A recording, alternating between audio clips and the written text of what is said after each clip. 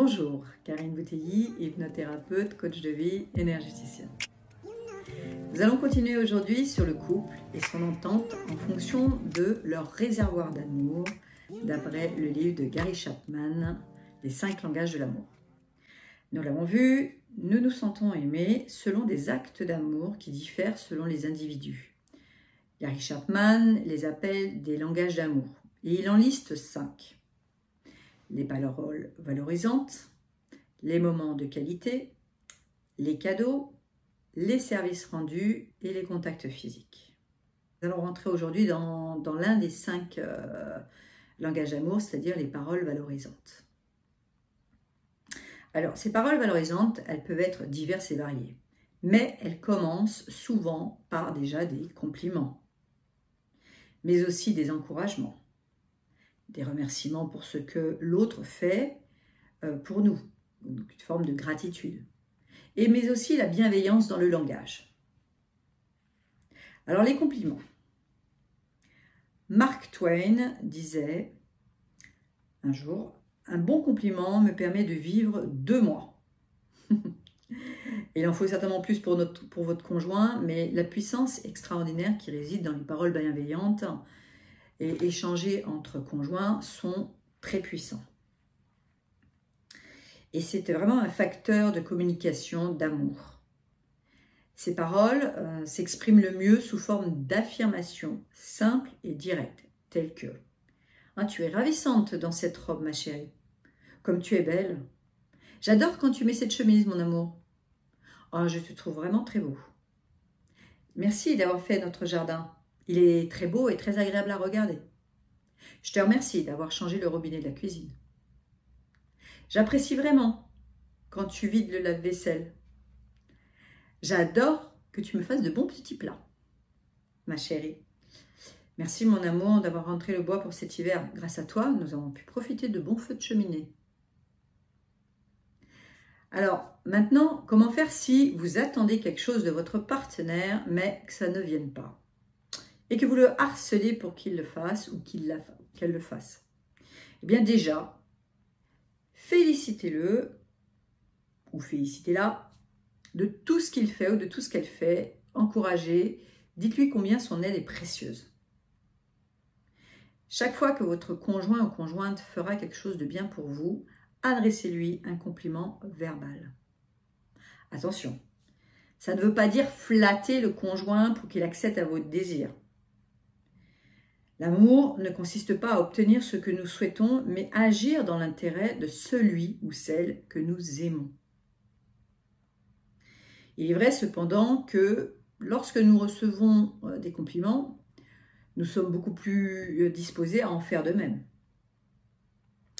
Les encouragements, ces paroles d'encouragement sincères n'est qu'une façon de montrer à l'autre qu'on l'estime. Et aussi, encourager, c'est aussi insuffler du courage à l'autre, mais aussi permettre à l'autre de se voir différemment. Parce que souvent, il peut manquer de courage et s'empêcher de prendre des initiatives car il ne connaît pas ou elle ne connaît pas son potentiel qui sommeille en elle ou en lui. Et elle manque ou il manque tout simplement d'assurance. Il est bien évident que c'est difficile d'estimer quelqu'un si celui-ci ou celle-ci ne fait jamais rien par flemme, par facilité ou alors de façon bâclée ou qu'il n'a aucune motivation. Il se peut en effet que votre conjoint n'utilise pas ses ressources dans un ou plusieurs domaines et qu'il attend des encouragements pour les mettre en valeur. Ça ne sert à rien de faire pression sur votre conjointe ou sur votre conjoint pour qu'il fasse vos désirs. Il vaut mieux l'encourager à concrétiser un désir qu'il possède déjà. Il se peut aussi que vous ayez du mal à prononcer des paroles encourageantes, car ce n'est pas votre premier langage d'amour. Vous ne l'avez certainement pas appris dans l'enfance, et peut-être même que vous êtes issu d'une famille assez critique et juge de tout ce que vous faisiez. Vous aurez donc de gros efforts à fournir pour l'apprendre. C'est d'autant plus vrai si vous êtes habitué à critiquer et à condamner. Mais je peux vous garantir que le jeu en vaut la chandelle. Au départ, ça fera un petit peu manipulateur, mais au fur et à mesure, ces paroles valorisantes peuvent devenir comme une seconde nature. Et si vous n'êtes pas à l'aise avec le verbal, vous pouvez laisser éparpiller des petits mots ou encore de belles déclarations écrites. Bienveillance et humilité, en tout cas, c'est très important de communiquer aimablement. C'est notre façon aussi de parler qui est concernée. Nous l'avons déjà vu d'ailleurs. Une même phrase peut revêtir de 2 significations différentes suivant la manière dont elle est prononcée. Donc le ton ici est primordial. Il arrive que nos paroles disent quelque chose, mais que notre ton et notre voix en disent une autre. Nous émettons alors des messages doubles et le langage devient confus. La communication est confuse. Il est clair que dire une certaine phrase avec du sarcasme n'aura pas du tout le même impact qu'avec bienveillance. « Oh, j'adore ta robe, ma chérie !» Je comprends bien que cette robe ne plaît pas à votre conjoint. Alors que dit sur un ton d'émerveillement, nous comprendrons que c'est vraiment un compliment. « Ah, j'adore ta robe, elle te met vraiment en valeur. » Cependant, nous pouvons quand même partager notre peine et notre souffrance, et même notre colère avec notre conjoint, mais prononcer avec gentillesse. Exemple. Je suis vraiment déçue, tu sais, et blessée que tu n'aies pas proposé de m'aider ce soir. Plutôt que, ouais, vraiment, jamais tu m'aides. Ça ne fait pas le même effet. Quand l'amour est authentique, on peut parler de tout avec son conjoint et sa conjointe. Ça offre aussi l'occasion de discuter de la blessure ressentie afin de pouvoir la guérir. Les mêmes paroles, exprimées d'une voix forte et hargneuse, révéleront le non-amour, mais un esprit plutôt de jugement et de condamnation. Donc notre manière de parler est importante. Alors attention, pas de culpabilité si parfois nous n'arrivons pas à faire ça dans la bienveillance. Parfois, l'autre peut tourner peut appuyer sur des boutons, des schémas, comme par exemple la mauvaise foi que vous ne supportez pas ou le mensonge, parce que l'autre ne veut pas assumer sa responsabilité. Mais vous verrez que du coup, au fur et à mesure, vous allez essayer de vous mettre à la place de l'autre. Essayez de vous mettre à la place de l'autre. Si votre conjoint est en colère et vous assène des paroles blessantes, laissez-le parler de sa blessure et de sa perception de l'événement en cause. Mettez-vous en retrait. Vous essayerez de vous mettre à sa place pour ressentir les choses de son point de vue, puis vous lui direz aimablement pourquoi, selon vous, vous avez perçu les choses différemment. Si vous lui avez fait du tort, soyez prêt à reconnaître votre faute et à demander pardon. Soyez responsable de vos actes et de vos paroles. Vous aurez le désir de trouver un terrain d'entente et de réconciliation et non celui de présenter votre interprétation des événements comme étant la seule logique à prendre en compte. Et là, ça sera vraiment une preuve d'amour mature. Et c'est vers cet amour que nous voulons tendre et que vous devez tendre si vous voulez que votre relation s'épanouisse davantage. L'amour ne conserve pas la liste des torts subis. Il ne rappelle pas les manquements du passé. Personne n'est parfait. Et dans le couple, nous n'agissons pas toujours de manière idéale. Il nous arrive souvent, même parfois, ou en tout cas parfois, de même hurler des paroles cruelles ou de commettre des actes malveillants à l'encontre de notre conjoint.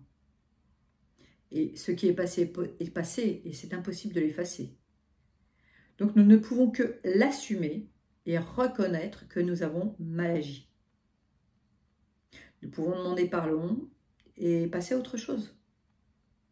Par contre, si au contraire, je choisis la loi de la justice en cherchant à punir l'autre ou en exigeant réparation, je me transforme en juge et je le rabaisse.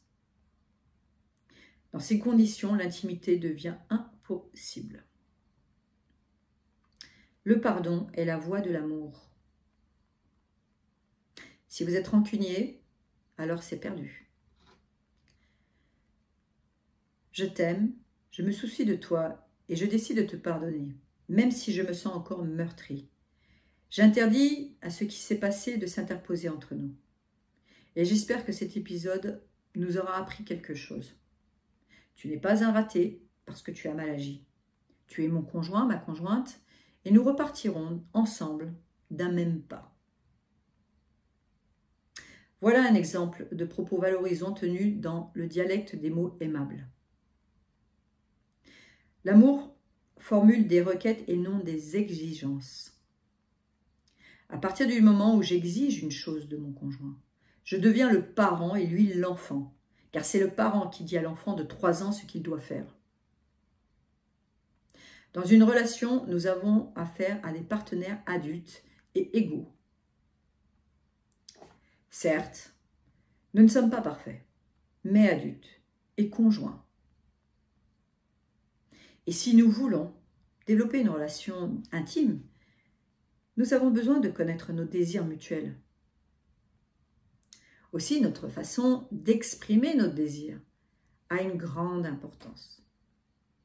Et si nos désirs sont perçus comme des exigences, alors nous anéantissons la possibilité de nous rapprocher de notre conjoint. En revanche, si nous lui faisons connaître comme de vraies requêtes, nous donnons à notre partenaire une orientation, non un ultimatum. Lorsque vous exprimez un désir à votre conjoint, vous soulignez sa valeur et ses aptitudes à le réaliser. Vous lui faites comprendre qu'il ou qu'elle possède ces aptitudes et que vous comptez dessus et que ça vous tient à cœur. Alors que si vous exigez, vous n'êtes plus un amant ou une amante, vous êtes un tyran. Votre conjoint se sent alors rabaissé et non valorisé. Il peut même décider de fuir et de prendre la tangente ou de trouver des prétextes pour ne pas faire. Alors que la requête laisse celui qui reçoit libre de sa décision. Il peut accéder à la demande ou la rejeter. Mais bien entendu, si le conjoint décide de rejeter la demande, l'autre conjoint non satisfait peut décider de faire appel à un ami ou à un artisan pour accéder à sa demande, à son désir, ou peut décider que la relation s'arrête parce qu'ils n'ont vraiment rien à partager ensemble. Le conjoint refusant devra donc accepter que son partenaire trouve une autre solution. C'est donc un contrat entre les deux. Donc il y a plusieurs façons d'envoyer les paroles valorisantes, comme nous venons de le voir. Et je vous renvoie d'ailleurs à la communication non violente et aux différents livres de Jacques Salomé sur ce sujet pour mieux communiquer dans le couple et sortir d'ailleurs des jeux psychologiques et dramatiques comme victime, bourreau, sauveur, à l'œuvre bien souvent dans ce type de rapport. N'hésitez pas non plus à mettre en valeur votre conjoint en son absence ou en société. Donc nous allons arrêter là cette partie sur ce premier langage d'amour. Cette semaine, je vous propose de faire une liste chacun de votre côté où vous allez énumérer par écrit tout ce que vous aimez chez l'autre, tout ce que vous appréciez qu'il fait ou qu'elle fait ou qu'il a fait ou qu'elle a fait. Et ensuite, vous ajouterez aussi à cette liste les choses positives qui vous manquent et que vous aimeriez mettre en place dans les semaines à venir, dans les mois à venir. Et vous choisirez 2 fois par semaine une constatation, vous ferez 2 fois par semaine une constatation élogieuse à l'autre. Et vous le verbaliserez. Vous ferez vos compliments, pas au même moment par contre, pas le même jour. Celui qui recevra le compliment dira simplement « Je te remercie de m'avoir dit cela ». Nous verrons la semaine prochaine que l'amour ne se limite pas à ces paroles bienveillantes et valorisantes et que nous ne disposons pas forcément du même langage d'amour. Je vous remercie pour votre écoute et vous souhaite une très belle semaine d'exploration à 2. N'hésitez pas à liker, à partager ces vidéos et à me laisser des commentaires si vous le souhaitez. Je vous propose maintenant aussi des séances en visio, donc pour ceux qui sont loin ou qui ne peuvent pas se déplacer, si vous avez besoin de travailler sur des blocages ou des spécificités, quel que soit le thème d'ailleurs. Alors, je vous dis très belle semaine à vous, profitez bien de ce week-end et de faire ce petit exercice en couple. Merci encore pour votre écoute.